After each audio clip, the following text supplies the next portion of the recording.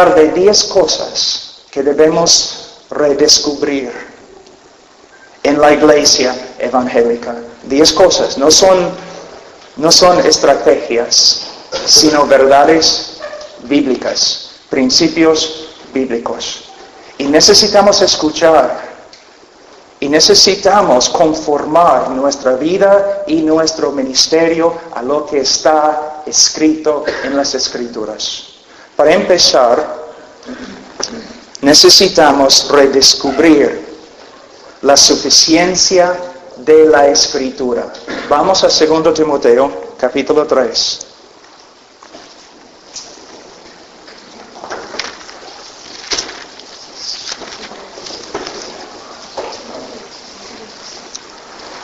Segunda Timoteo, capítulo 3, versículo 15.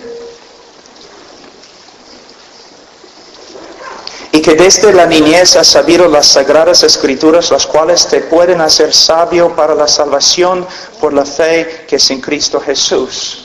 Solamente por medio de las escrituras, solamente por medio del evangelio, el hombre puede ser salvo. Y no necesitamos otra cosa.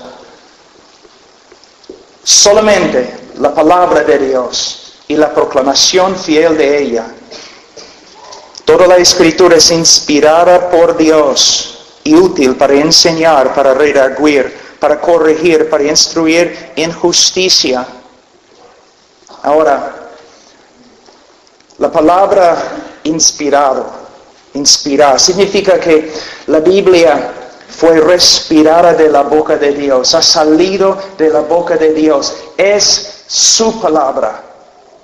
Y hemos visto en la creación que Dios habló y creó el mundo por medio de hablar.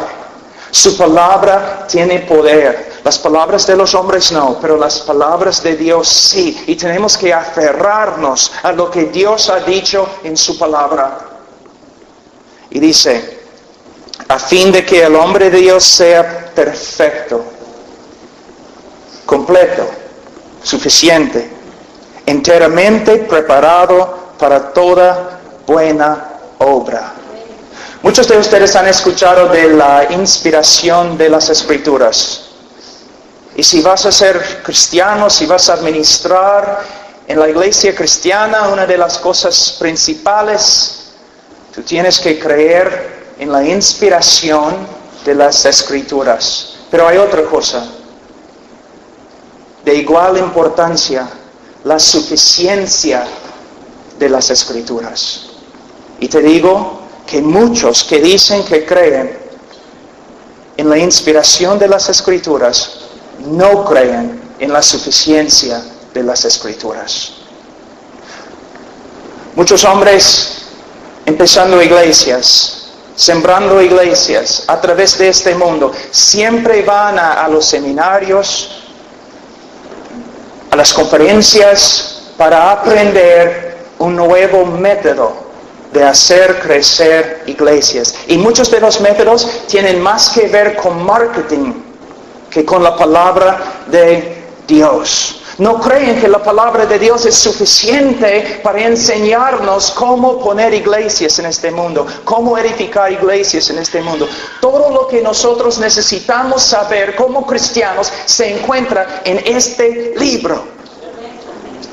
No necesitamos consultar los hombres de negocio, no necesitamos consultar los psicólogos, no.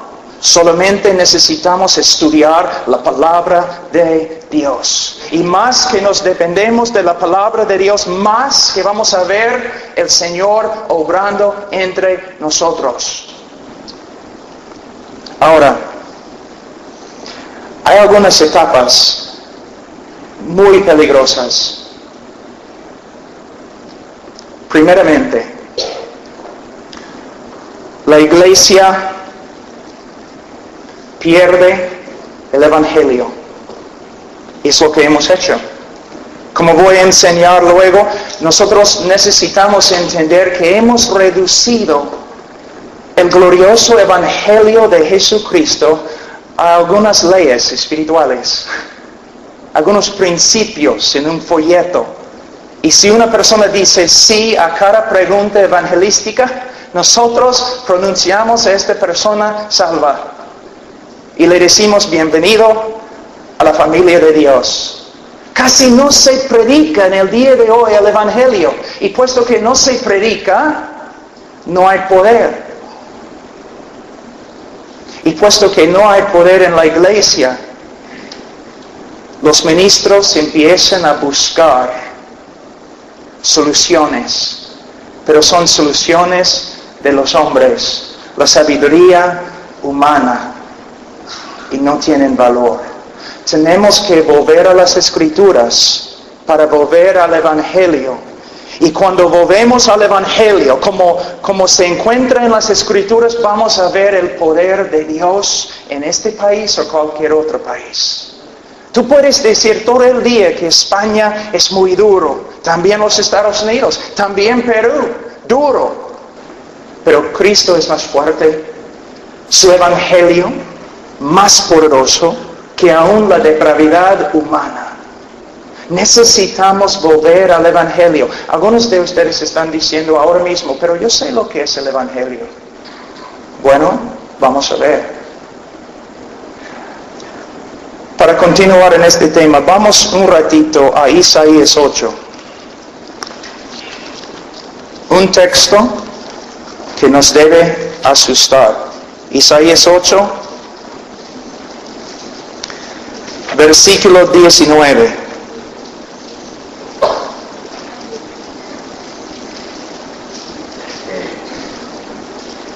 Y si os dijeren preguntar a los encantadores y a los adivinos que susurren hablando, responder, ¿no consultará el pueblo a su Dios? ¿Consultará a los muertos por los vivos? A la ley y al testimonio. Si no dijeren conforme a esto es porque no les ha amanecido.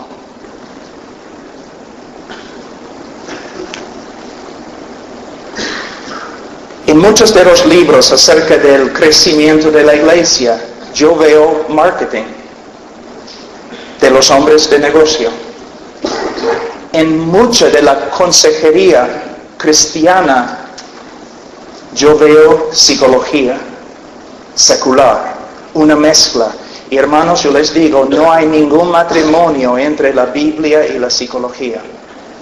No hay ningún acuerdo entre estas dos disciplinas contrarias. En vez de apoyarnos en la sabiduría humana, tenemos que volver a apoyarnos en la palabra de Dios. Y si una persona no habla conforme a las Escrituras, es porque no tiene luz. Pero ¿cómo vamos a saber si habla conforme a las Escrituras, a menos que nosotros estudiemos las Escrituras? Tengo una pregunta. ¿Cuántos de ustedes, no deben levantar la mano, pero cuántos de ustedes estudian la palabra de Dios por lo menos 4 horas cada día? No estoy riéndome.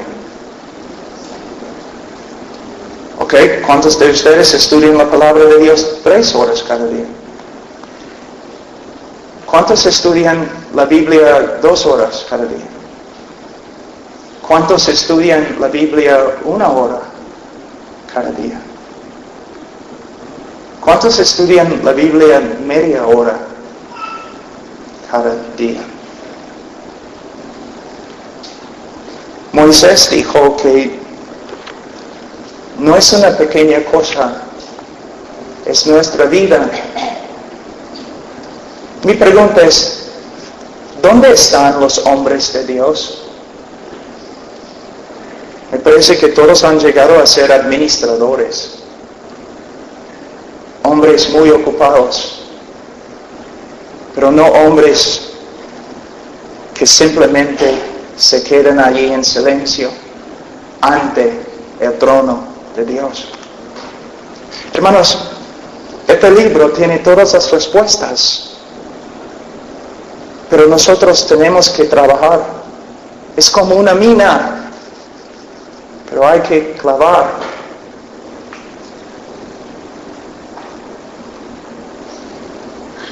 Algunos de los hombres que yo conozco, que admiro, que he estudiado, sí pasan 4 horas cada día en la palabra, y 3, y 2. Es necesario. Si eres pastor, tienes que volver a tu trabajo, tu tarea principal. Estar en la presencia de Dios. Pero estoy demasiado ocupado para hacer tu tarea más importante. Ahora, vamos a Jeremías un ratito, 17.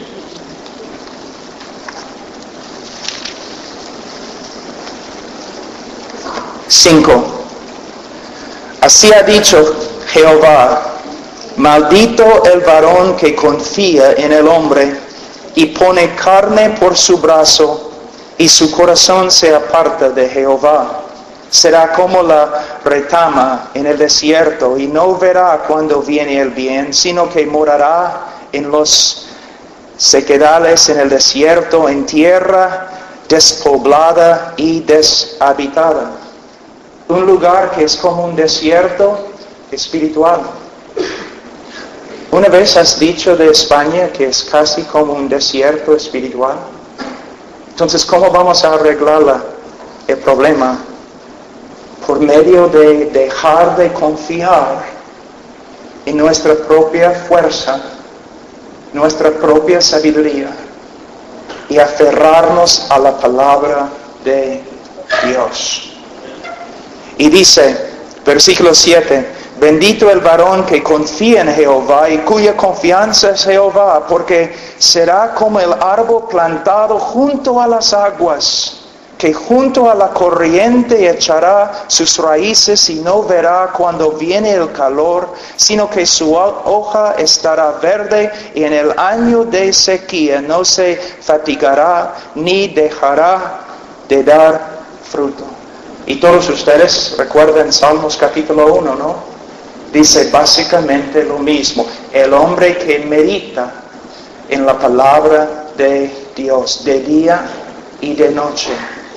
Ahora, otra cosa, tenemos que redescubrir, el segundo punto, tenemos que redescubrir el estudio y el ministerio de la palabra. Vamos un ratito a Hechos capítulo 6. Hechos capítulo 6.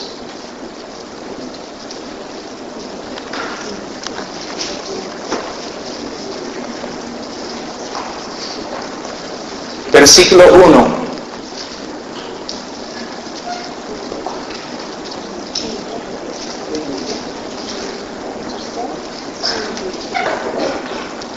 En aquellos días, como creciera el número de los discípulos, hubo murmuraciones de los griegos contra los hebreos, de que las viudas de aquellos eran desatendidas en la distribución diaria. Entonces los 12 convocaron a la multitud de los discípulos y dijeron: no es justo que nosotros dejemos la palabra de Dios para servir a las mesas. Servir a las mesas es importante, es un ministerio muy importante. El Señor dice que si nosotros no damos alimento a los pobres cristianos, ni somos cristianos. Pero escuchen lo que la palabra de Dios está diciendo. Los apóstoles sabían que su ministerio principal era la palabra de Dios. Dios, ¿cuántas veces ha dicho que su pueblo se destruye por falta de conocimiento? Y tiene que recibir conocimiento del púlpito, sí, pero también por medio del ejemplo del pastor. Cuando ven a un pastor dedicado a la palabra de Dios, ellos también se motivan a dedicarse a la palabra. Y también dice en versículo 4, y nosotros persistiremos en la oración y en el ministerio de la palabra. Es imposible tener un ministerio de la palabra de Dios sin un ministerio de oración. Los hombres que admiro, Spurgeon, el gran predicador de Inglaterra, también era un hombre de oración. Tozer, el profeta de los Estados Unidos, un hombre de oración. Calvino, un hombre de oración. Lutero, un hombre de oración. Los puritanos, David Brainerd, hombres de oración.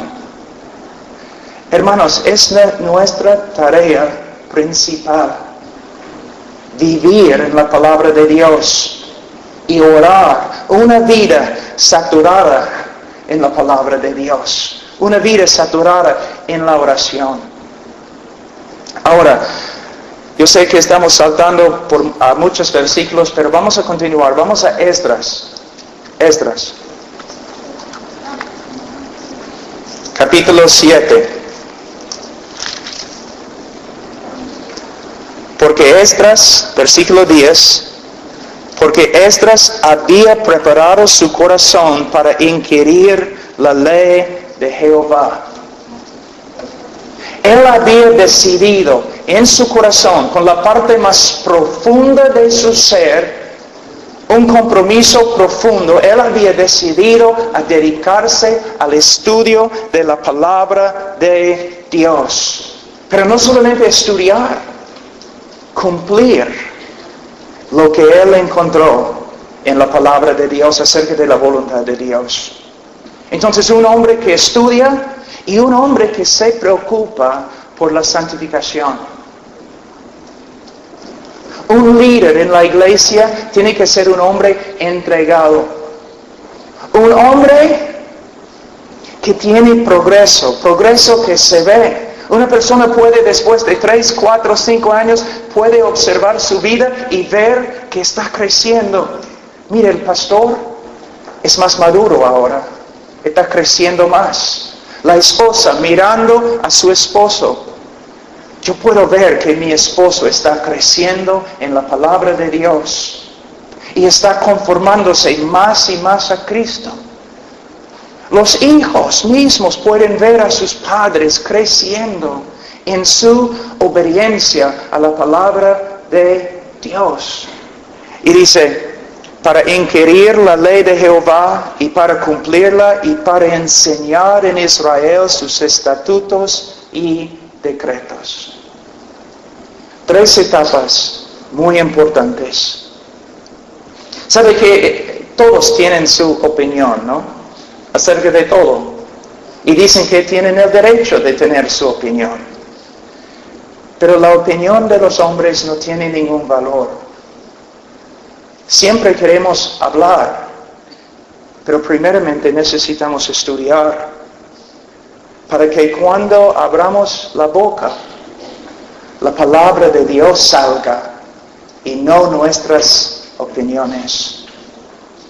La palabra de Dios. Un pastor muy anciano una vez me dijo, debes poder citar un versículo cada vez que das tu opinión para respaldar lo que estás diciendo. Una buena enseñanza, ¿no es cierto? Ahora, necesitamos redescubrir la suficiencia de las Escrituras, el estudio y ministerio de la palabra, y necesitamos también volver a la oración. Otra pregunta. ¿Cuántos de ustedes oran 3 horas cada día? ¿O 2 horas cada día? ¿O 1 hora cada día? ¿O media hora cada día? ¿Sabe qué, hermanos? Yo tengo 3 hijos. Ian tiene 8 años. Evan tiene 6 años. Y Rowan, mi hija, que es la hija más hermosa del mundo, que tiene casi 3 años. ¿Cómo no voy a orar? ¿Cómo no voy a ponerme ante el Señor y orar? tengo una esposa, su santificación es muy importante porque el Señor me va a juzgar a mí si ella no está creciendo. Sí, como su esposo, yo tengo la responsabilidad de ella. Los misioneros, ¿cómo no voy a orar? La gente inconversa a través de todo el mundo. Mirándome en el espejo y viendo mis debilidades, ¿cómo no voy a orar? ¿No tienes miedo? ¿Vivir sin la oración? Debes tener miedo. Debes. Vamos a ver algunos versículos importantes con respecto a este tema. Primeramente, voy a tener que cortar una parte de eso porque es muy largo. Vamos a Lucas 18.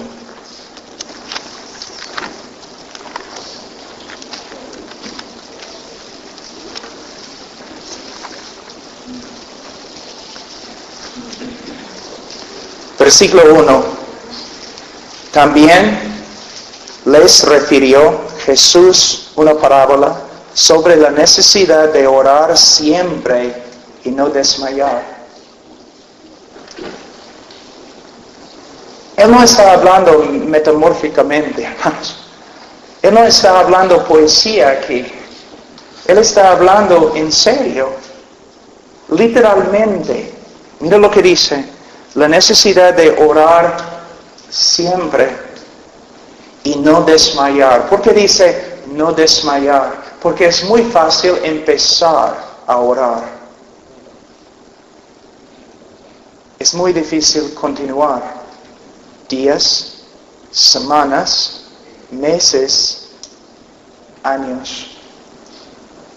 Probablemente el hombre que yo admiro más de todos los hombres que han vivido es un hombre de Inglaterra que se llamaba Jorge Müller. ¡Qué hombre de oración! Oró por sus amigos. Oró por sus amigos. Cuando murió, 3 de ellos, todavía inconversos, se convirtieron durante el velorio. Toda su vida orando. Yo pienso en mi mamá, que ya está en el cielo con su Señor. Años y años y años, a pesar de mi rebeldía, un hijo inconverso, inmoral, un borracho. De verdad, yo les digo, cuando ella murió hace 2 años, yo tenía miedo. ¿Quién va a orar por mí ahora? Mi ministerio va a disminuir. La oración. Y mira la promesa que tenemos aquí. Había en una ciudad un juez que ni temía a Dios ni respetaba a hombre. Había también en aquella ciudad una viuda, la cual venía a él diciendo, hazme justicia de mi adversario. Y él no quiso por algún tiempo, pero después de esto dijo dentro de sí, aunque ni temo a Dios ni tengo respeto a hombre, sin embargo, porque esta viuda me es molesta, le haré justicia, no sea que, viniendo de continuo, me agote la paciencia. Wow. Y dijo el Señor, oíd lo que dijo el juez injusto. ¿Y acaso Dios no hará justicia a sus escogidos que clamen a Él, no de vez en cuando, sino día y noche? ¿Se tardará en responderles? Pero el último versículo es un poco triste. Os digo que pronto les hará justicia, pero cuando venga el Hijo de Dios, del hombre, hallará fe en la tierra. Es como si Jesús estuviera diciéndolo así, mira, si ustedes perseveren en la oración, si ustedes continúen en la oración, Dios puede hacer cosas increíbles, cosas grandes, cosas más allá que lo que ustedes pueden pensar o imaginarse. pero pero cuando vengo de nuevo, no sé, ustedes van a estar creyéndome. Hermanos, hay una cosa que yo sé.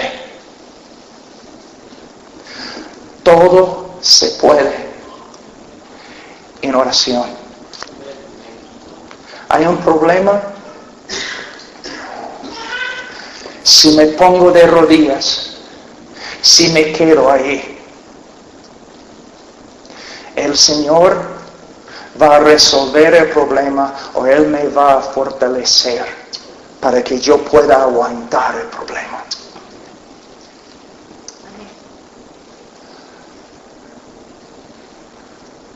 Un hombre que ora puede tirar las puertas grandes, puede mover montañas. Es mi oración que el Señor obre en tu vida para hacerte más y más y más débil, para que tengas que aferrarte más y más a Él en la oración. Y más que oras, más que verás el poder de Dios. En el día de hoy hay un redescubrimiento de las verdades antiguas, de Spurgeon, de Martin Lloyd Jones, de los puritanos. Y yo regocijo en todo eso. Pero no solamente necesitamos la doctrina, necesitamos su manera de vivir. No solamente conocían a Dios, esos hombres también oraban a su Dios y veían lo que su Dios podía hacer. Hermanos, Dios es absolutamente soberano. De eso no tengo duda. Pero en el misterio de su providencia hay tantas cosas que no tenemos. Tantos milagros que no vemos porque no oramos. No oramos. Y no continuamos en la oración.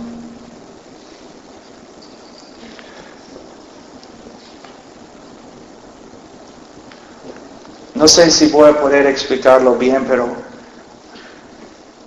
una cosa que temo, estar ante el Señor. Y Él me dice, Pablo, si solamente supieras todo lo que yo podría haber hecho a través de ti, y no me pediste. No me pediste. Confiaste en tu brazo y no confiaste en mí. Sí, Pablo, estabas trabajando y trabajando, agotándote en mi nombre. Pero en vez de trabajar tanto, deberías haber orado. Martín Lutero dijo, la cosa se hace, se cumple en la oración. También él dijo, tengo tantas cosas que hacer hoy día que tengo que orar por lo menos 3 horas y no voy a poder cumplirlas. ¿Ya? Mide su mentalidad, la oración. Ahora, también vamos un ratito a Mateo 7, es uno de los textos favoritos míos. Mateo 7.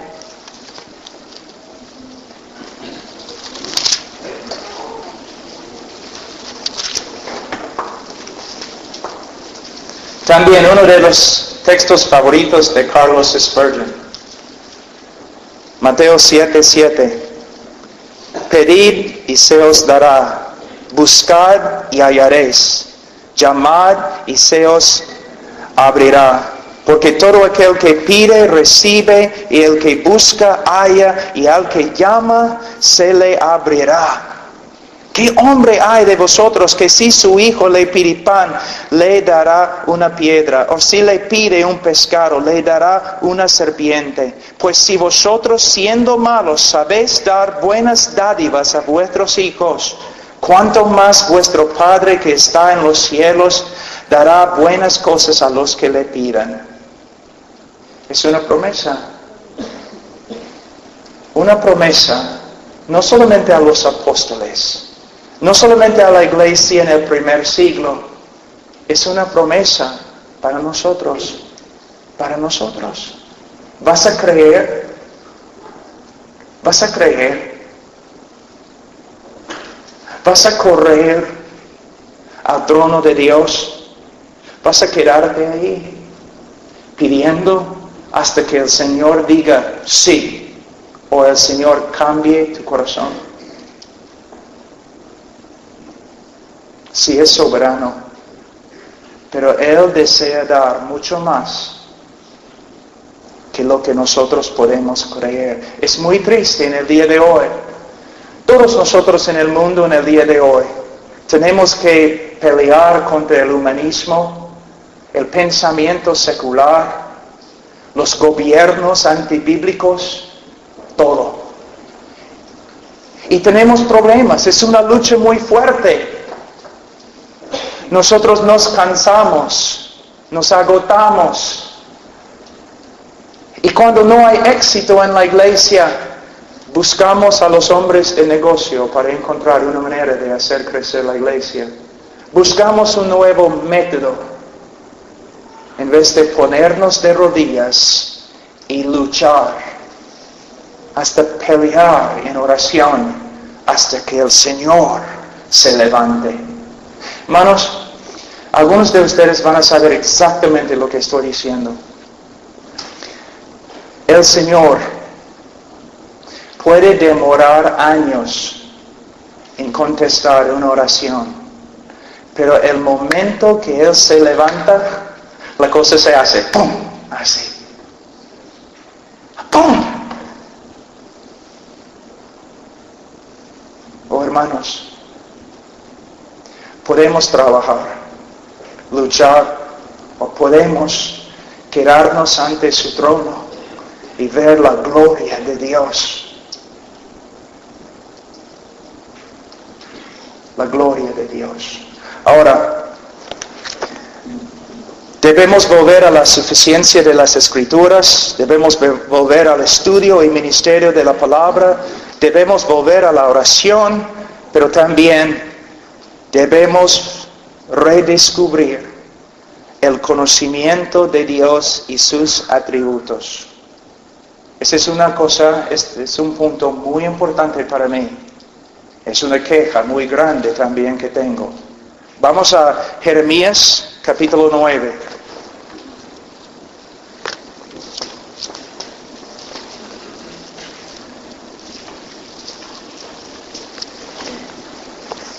Versículo 23.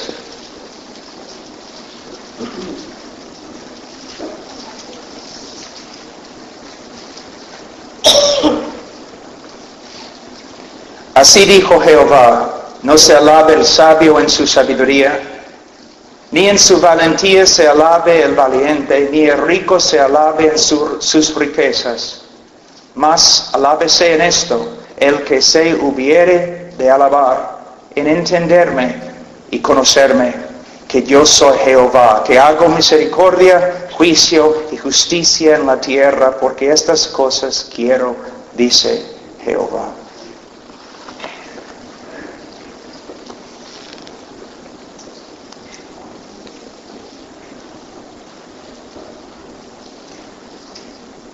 A veces cuando un joven se gradúa del seminario, yo le pregunto: joven, ¿cuántos semestres, cuántos años en el seminario estudiaste los atributos de Dios? 2 semanas, 6 semanas, Bueno, ahora que te has graduado, ¿cómo vas a estudiar para conocer a Dios? Bueno, pastor, yo no había pensado. Mira, tú vas a ministrar en el nombre de Dios y has pasado algunas semanas o meses estudiando los atributos de Dios. Hermanos, mira, en las iglesias presentes acá, ¿cuántos de ustedes han hecho un estudio muy largo de quién es Dios, los atributos de Dios? ¿Cuántos predicadores predican sobre los atributos de Dios? Ustedes no pueden ver, somos un pueblo que no conoce a Dios. ¿Cómo vamos a tener fe? ¿Cómo vamos a caminar en santidad si no estudiamos la verdad principal en las Escrituras? Daniel dice, los que conocen su Dios van a ser fuertes. Estudiamos un montón de cosas. Estamos tan ocupados en la iglesia, pero rara vez se encuentra una persona que ha hecho un estudio profundo de quién es Dios. Y por causa de esto, hay idolatría en la iglesia, aún en la iglesia evangélica. Domingo en la mañana es la hora más grande de idolatría en la semana. Porque personas están adorando a Dios con ideas equivocadas. Un Dios según su imagen. Un Dios según su manera de pensar. Una vez un pastor me dijo, Pablo, quiero que vengas a mi iglesia y que hagas un estudio de una semana de los atributos de Dios. Y yo le dije, bueno, pastor, no creo que sea sabio hacer eso. Y él me dijo, ¿pero por qué? Bueno, no quiero dividir tu iglesia. Y él dijo, ¿dividir la iglesia? ¿Cómo vas a dividir la iglesia con un estudio de los atributos de Dios? Y yo le dije, bueno, cuando yo empiezo a enseñar la doctrina de Dios, según las Escrituras y conforme a la historia de la iglesia, una enseñanza clásica, conforme a los reformadores, los puritanos, Spurgeon. Si yo enseño tu iglesia lo que ellos enseñaban y lo que se encuentra en las Escrituras, cuando yo empiezo a enseñar sobre la soberanía de Dios, o la justicia de Dios, o la ira de Dios, va a haber personas en tu iglesia que se van a levantar y van a decir, este Dios no es mi Dios, no es el Dios que adoro. Porque no están adorando al Dios de las Escrituras, están adorando a un Dios que se le parece a Papá Noel. De verdad, hermanos. Mi Dios es un Dios de amor, mi Dios también. También mi Dios es un Dios que tiene indignación todos los días. Mi Dios es un Dios que salva, también el mío, pero también mi Dios es el Dios que mata y juzga y condena. Mi Dios es el Dios que edifica, el mío también, y también destruye. Y hace todo lo que Él quiere en el cielo y la tierra y el infierno. No es un Dios humanista, es un Dios teocéntrico, cristocéntrico. Un Dios que dice, todo lo que he hecho para mi Hijo. Creó este mundo para mi Hijo. Si te he salvado, es para mi Hijo. Si creo un mundo nuevo, un cielo nuevo, una tierra nueva, es para mi Hijo. Vivimos en el día de hoy en la iglesia evangélica, todo se centra alrededor del hombre. Todo para el hombre. No. Todo para Él. Todo para Él. Todo para Él.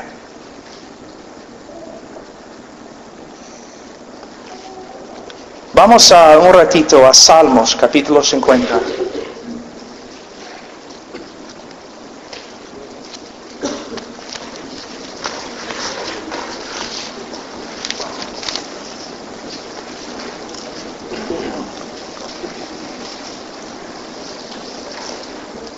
El pueblo que no conoce su Dios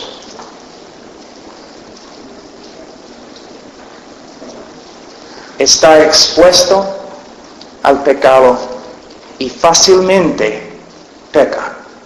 El conocimiento de Dios santifica al pueblo de Dios. Vamos a ver, Salmos 50, 16. Pero al malo dijo Dios, ¿qué tienes tú que hablar de mis leyes? Y que tomar mi pacto en tu boca. Pues tú aborreces la corrección y echas a tu espalda mis palabras. Si veías al ladrón, tú corrías con él, y con los adúlteros era tu parte. Tu boca metías en mal, y tu lengua componía engaño. Tomabas asiento y hablabas contra tu hermano, contra el hijo de tu madre ponías infamia. Estas cosas hiciste y yo he callado. Pensabas que de cierto sería yo como tú. El problema más grande en la iglesia evangélica es que nosotros creemos que Dios es como nosotros. Que Dios está de acuerdo con nosotros. Nosotros pensamos que el pecado no es gran cosa. Entonces, ¿Dios también piensa igual? No. Nosotros pensamos que la separación del mundo no es algo importante y nos acercamos a Dios sucios, contaminados, pensando que Dios es igual como nosotros. Mira, hermanos, Dios no es como nosotros. Dios no es como nadie. Una pregunta que escuché una vez un teólogo, R.C. Sproul. Él preguntó una vez, ¿qué es más cerca a Dios? ¿Más como Dios? ¿Un arcángel o un gusano? ¿Cuál de los dos es más como Dios? ¿Un arcángel o un gusano? La respuesta, ninguno. Porque no hay nadie como Él. Nadie. Él no es como nosotros, simplemente más grande. No, Él no es como nosotros. Y Dios no va a conformarse a nosotros. Tenemos que conformarnos a Él. Pero no podemos hacerlo si el mundo nos influencia más que las Escrituras. Tenemos que conocer a Dios. Un punto más y vamos a terminar esta lectura. Tenemos que volver al Evangelio verdadero, bíblico, histórico.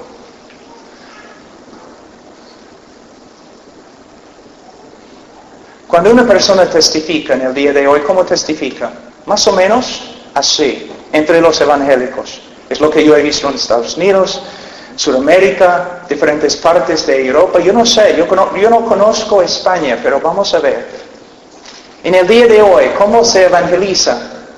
Una persona se acerca a un hombre en la calle y dice, Señor, me gustaría hacerte algunas preguntas. ¿Sí? ¿Cómo no? Señor, ¿te das cuenta que eres un pecador? Y él dice, pues sí, todos somos pecadores, ¿no? Sí, somos pecadores todos. Señor, ¿te gustaría ir al cielo? Pues sí, ¿quién no? Por supuesto quiero ir al cielo. ¿Okay? Entonces, Dios tiene un plan maravilloso para tu vida. Y el hombre dice, ¿de verdad? ¿Él tiene un plan maravilloso para mi vida? Sí. Yo tengo un plan maravilloso para mi vida también. Y tú estás diciéndome que Dios, si yo recibo a Dios, Él va a ayudarme a lograr todos los planes en mi vida. Bueno, algo así. Bueno, ¿qué tengo que hacer? Solamente tienes que repetir esta oración, pidiendo a Cristo que entre en tu corazón. Pero tienes que orar sinceramente. Ya vamos. Y ora.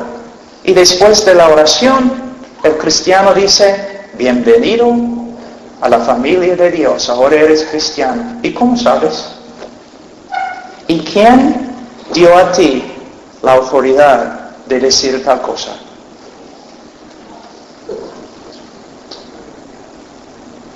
A menos que eres el Papa, no tienes este poder.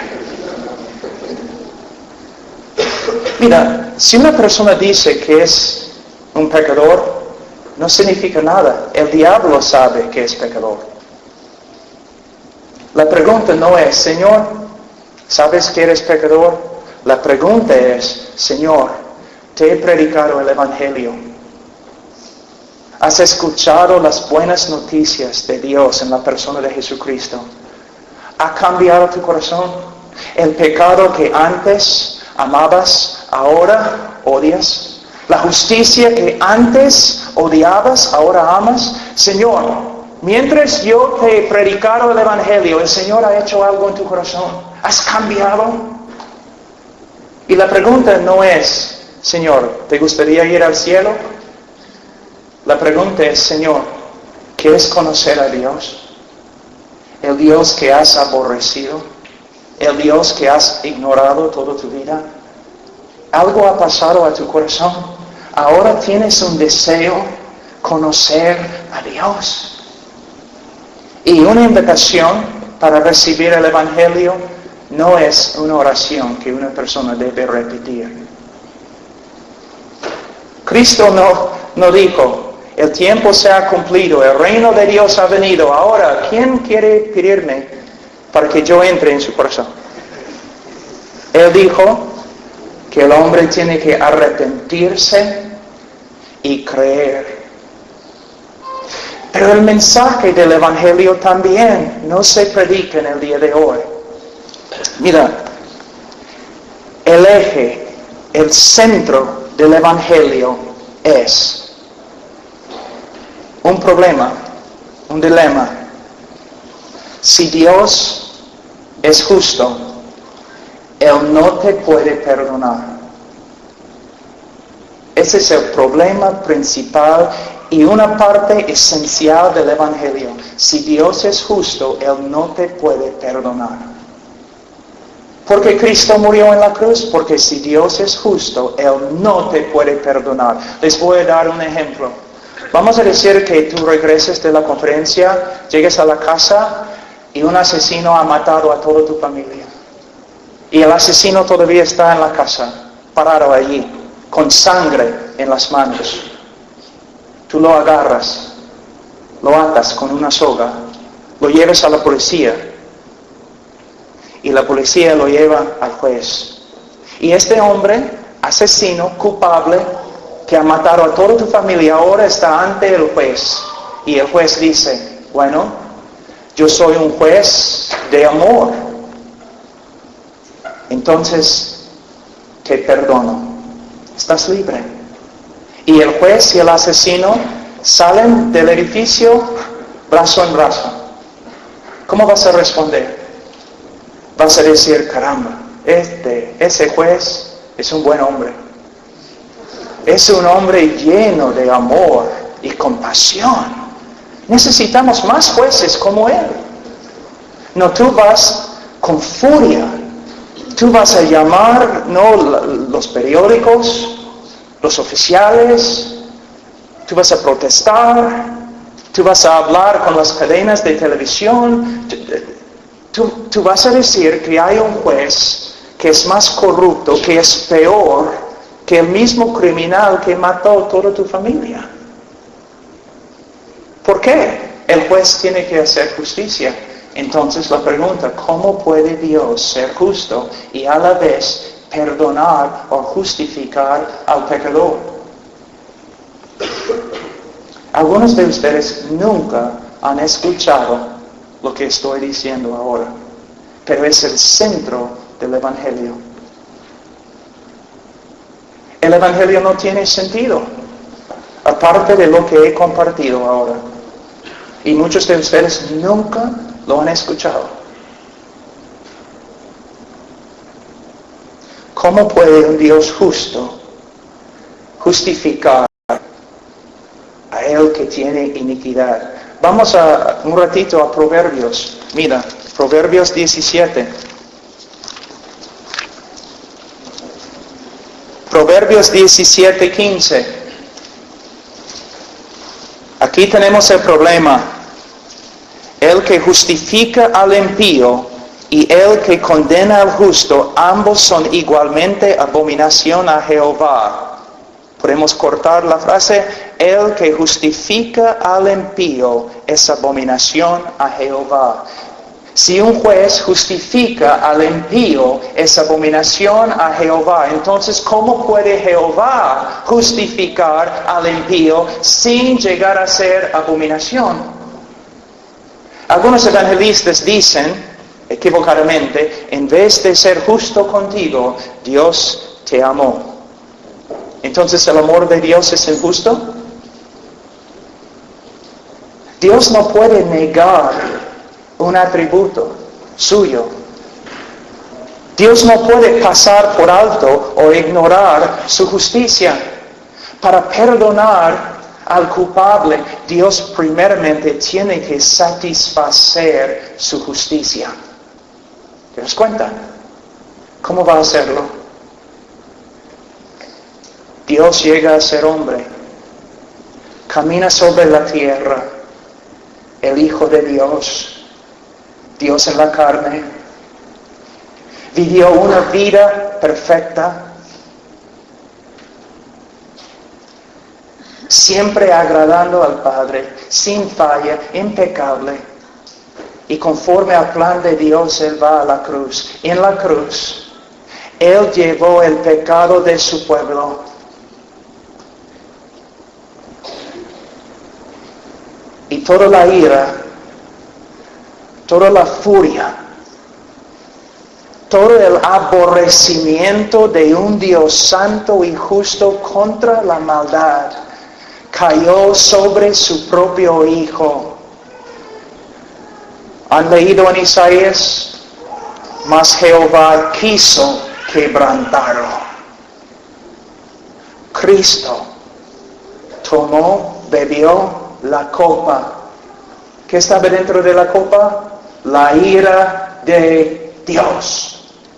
¿Tú piensas que Cristo estaba en Getsemaní temblando y orando con angustia porque tenía miedo de una cruz romana?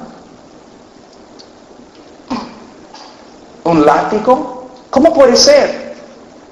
Porque la historia nos dice que los mismos discípulos de Jesucristo, los primeros 3 siglos en el Imperio Romano, muchos de ellos fueron crucificados y al revés, cubiertos de brea y prendido para proveer luz para las calles de Roma. Y la Biblia, la historia dice que muchos de ellos subían a la cruz cantando himnos y gozoso porque podían sufrir en el nombre de su Señor. Y tú vas a decirme que el capitán de su salvación está en Getsemaní con angustia. Hermanos, él no temía la cruz. ¿Qué temía? Dios mío, ¿por qué me has abandonado? En la Santa Trinidad, a través de toda la eternidad, una comunión perfecta entre el Hijo y el Padre. Dios no creó el mundo porque tenía necesidad. Él creó el mundo por causa de su superabundancia, y Él creó el mundo para su Hijo. Pero en la cruz, esta relación rota.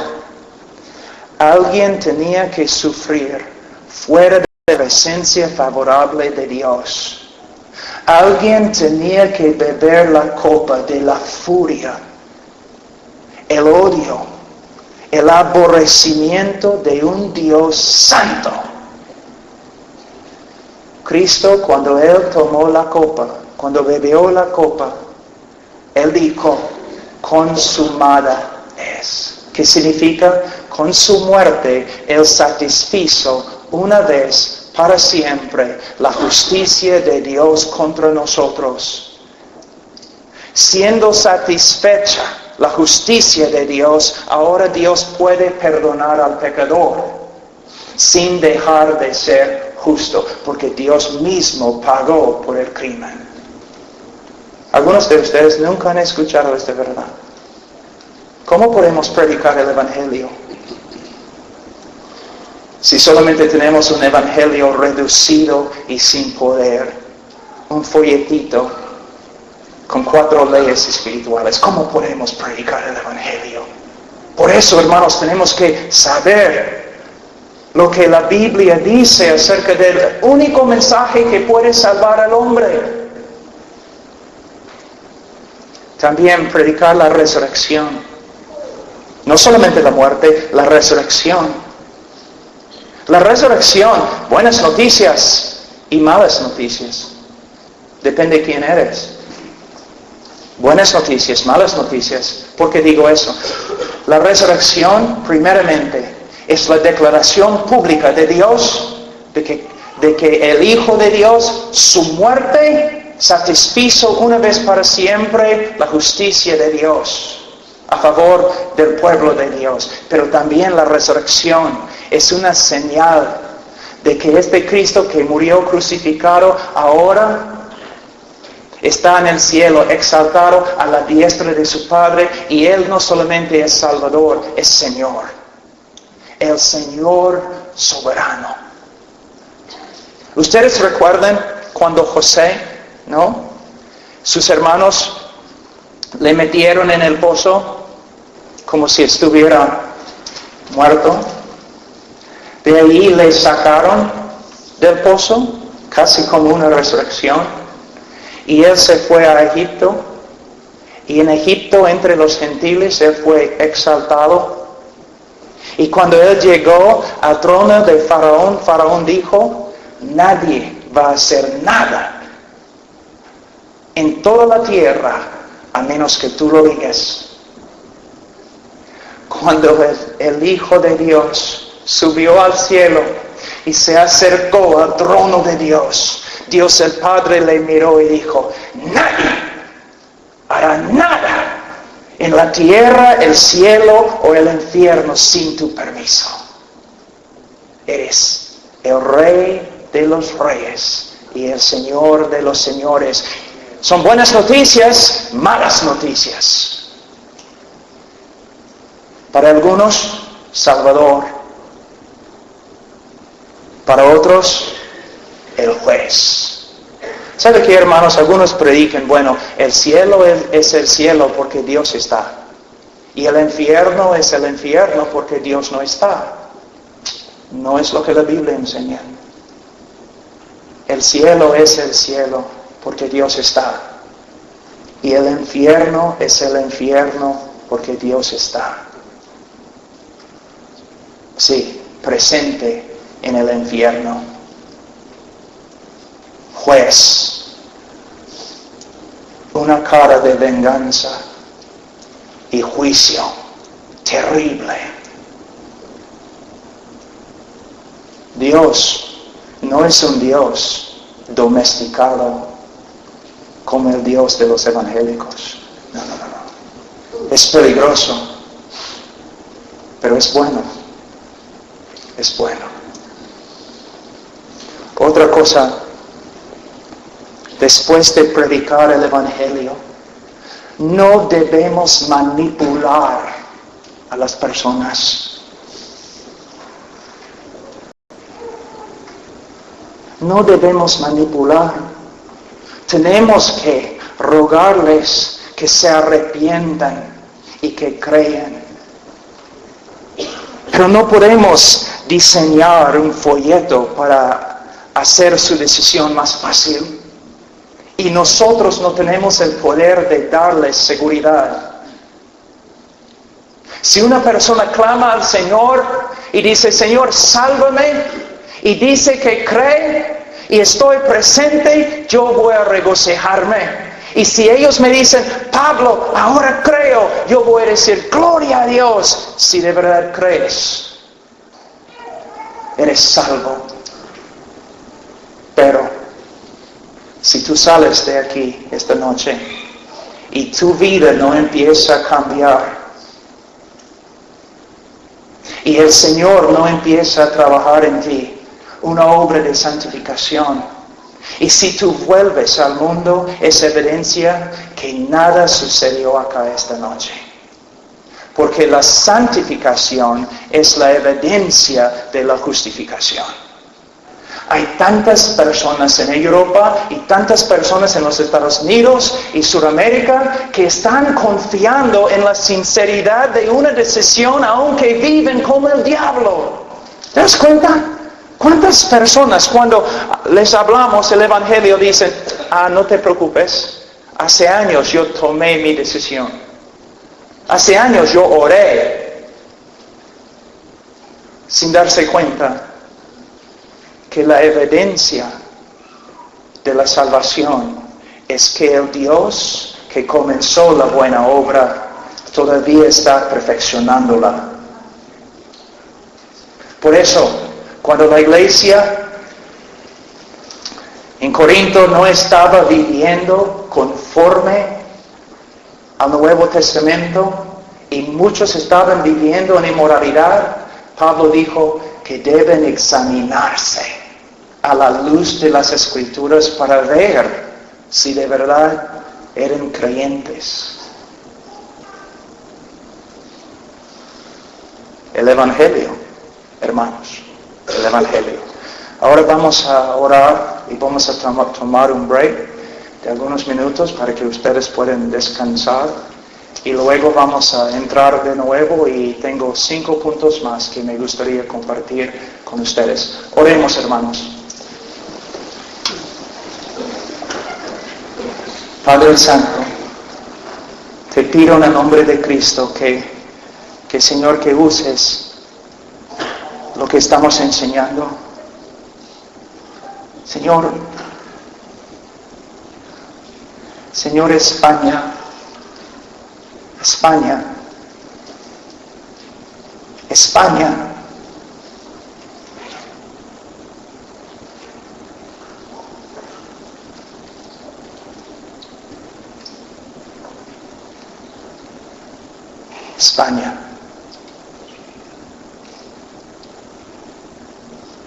España, Señor.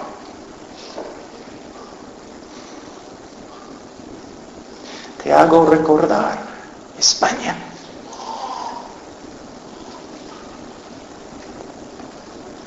Señor de todas las naciones, de todos los pueblos, de todos los idiomas. Señor, España.